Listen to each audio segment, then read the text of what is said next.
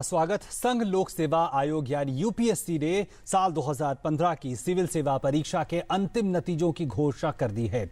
परीक्षा में इस बार दिल्ली की टीना डाबी ने प्रथम स्थान प्राप्त किया है, जबकि जम्मू कश्मीर के अतहर आमिर दूसरे स्थान पर रहे हैं और दिल्ली के ही जसमीत संधू तीसरे पायदान पर रहे। आयोग के मुताबिक इस बार कुल 1078 उम्मीदवारों ने परीक्षा पास की है और इस मौके पर प्रधानमंत्री ने सफल छात्रों को बधाई दी है। जो यूपीएससी की टॉपर है टीना, सबसे पहले तो बहुत बहुत बधाई। Thank you so much. कैसा लग रहा है, टॉप किया है, जो कितनी मेहनत की थी वो सफल हो गई? बहुत अच्छा लग रहा है। Feel on the top of the world. I am very very happy. कैसा रहा पूरा एक्सपीरियंस, कितनी मेहनत लगी? जी मेहनत तो बहुत लगी है। जैसे आपने खुद कहा ये एग्जाम इतनी टफ है और मेरी तो इतनी एक्सपेक्टेशंस नहीं थी। मेरा ये जरूर था कि हाँ शायद मेरिट लिस्ट में नाम आ जाए, बट फर्स्ट अटेम्प्ट में 22 ईयर्स में मैंने रैंक 1 ले ली। मतलब मेरे लिए ही इतना सरप्राइज हो गया, but I am very very happy. क्या लगता है आपको, क्या कुछ करना चाहिए देश में? अगर आप सिस्टम की बात करें तो किस तरह के चेंजेस आप? अगर एडमिनिस्ट्रेशन और सिस्टम की बात करी जाए तो मुझे यही लगता है कि हमेशा कंप्लेंट सबकी यही रहती है कि कहीं एडमिनिस्ट्रेशन का कुछ इम्प्लीमेंटेशन में थोड़ी कमी रह जाती है। सो मुझे ये लगता है कि अगर लीडरशिप एबिलिटी हो, एक विल, एक डिटर्मिनेशन हो टू डिलीवर द रिजल्ट्स, तो सब कुछ पॉसिबल है। तो आपको लगता है कि इस तरह की चीज़ों में, इस तरह के मुद्दों में अगर आगे बढ़ने के तो क्या कुछ किया जाना चाहिए, क्या मकसद है? यही किया जाना चाहिए कि जो प्रॉब्लम्स हैं उनको डिलिनिएट करा जाए, आइडेंटिफाई किया जाए और उनको टारगेट करके अप्रोच किया जाए, जो कि सरकार कर रही है। और एज अ ब्यूरोक्रेट रिस्पॉन्सिबिलिटी यही है कि उसे अच्छे से प्रॉपर्ली इंप्लीमेंट किया जाए, मॉनिटर किया जाए, टारगेट्स इवैल्यूएशन किए जाए। मैं कहूँगी मेरा फर्स्ट पैशन रहा है। मैं अपने स्कूल लाइफ में टॉप पर रही हूँ, मैं एलएसआर की बेस्ट स्टूडेंट रही हूँ अपने बैच में। तो पढ़ाई तो आई थिंक मेरे साथ ही चलिए, there is me and studies going hand in hand. But ऐसा नहीं है, I have other interest as well. तो it's not only that I study, I have hobbies, I read a lot, I paint, and then at heart I'm a typical Delhi girl. I like going to movies, I like hanging out, I like eating.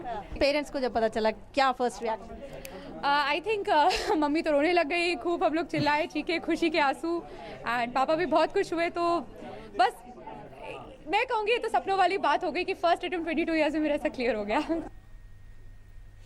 और परीक्षा में तीसरे स्थान पर रहे जसमीत सिंह संधू हमारे साथ studio में हैं। 28 साल के जसमीत का विषय पंजाबी साहित्य था।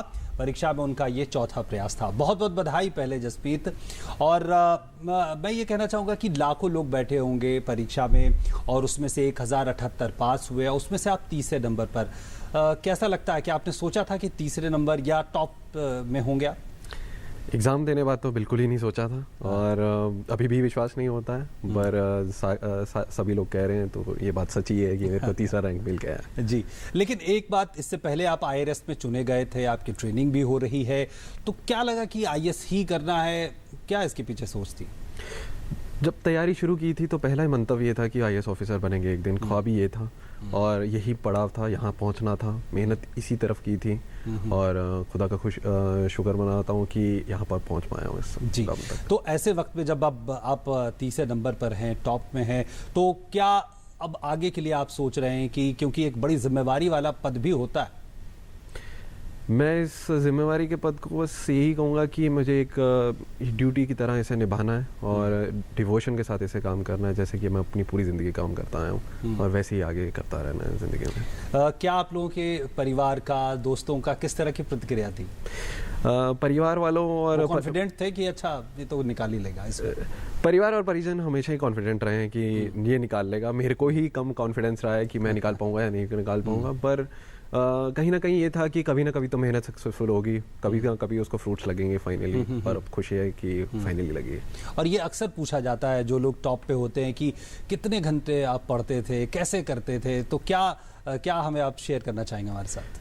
ऐसा कोई फिक्स पैरामीटर नहीं है कि आप इतने घंटे पढ़िए और फिर सिलेक्शन होगा, या वैसे करेंगे तो वैसे सिलेक्शन होगा। मैं यही कहूँगा कि आप जितना भी घंटा पढ़ें, अच्छे से पढ़ें, आप उससे ग्रास्प बढ़िया करें, वही आपका टारगेट होना चाहिए। बिल्कुल। और एक बात अक्सर कही जाती है जब कोई इस तरह के बड़े परीक्षा की तैयारी करता है, क्योंकि इसमें काफ़ी सारा वक्त लगता है, रिसोर्सेज लगते हैं, और बहुत लोग ऐसे होते हैं जो असफल हो जाते हैं, उनके पास तो कहा जाता है एक वैकल्पिक करियर होना चाहिए। कैसे आप इस बात को देखते हैं और आपकी क्या योजना रही थी शुरू से?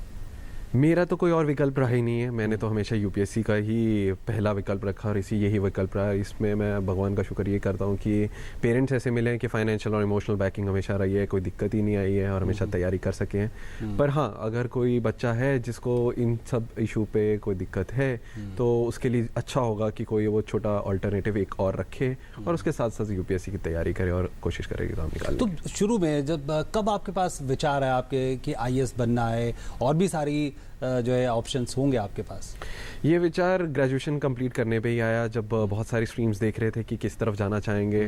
तो पब्लिक सर्विस एक बहुत अच्छा एवेन्यू लगा, बिकॉज वो एक काम की डाइवर्सिटी अलाउ करता है, आपको वर्क लाइफ बैलेंस अलाउ करता है। तो आईएएस स्ट्रीम ने इसलिए मुझे अपनी तरफ खींचा और फिर मैंने इस तरफ मेहनत करनी शुरू की। और जाते जाते एक आखिरी में बताएं कि आप सिर्फ पढ़ते हैं या कुछ और भी करते, कुछ और भी शौक है आपके? बहुत और शौक हैं और उसमें फुटबॉल का शौक बहुत है। मुझे कोरा पे पोस्ट लिखना बहुत अच्छा लगता है। मैं लोगों के लिए शेयर करता हूँ सारी अपनी प्रिपरेशन टिप्स और स्ट्रेटजी, ताकि वो घर से पढ़ें और ताकि उन्हें कोचिंग की कोई ज़रूरत ना पड़े और वो अपने घर से ही तैयारी कर सके। बहुत बहुत धन्यवाद जसमीत हमारे स्टूडियो में आने के लिए, और एक बार फिर से बहुत सारी शुभकामनाएं और बधाई आगे के लिए। बहुत थैंक यू सो मच।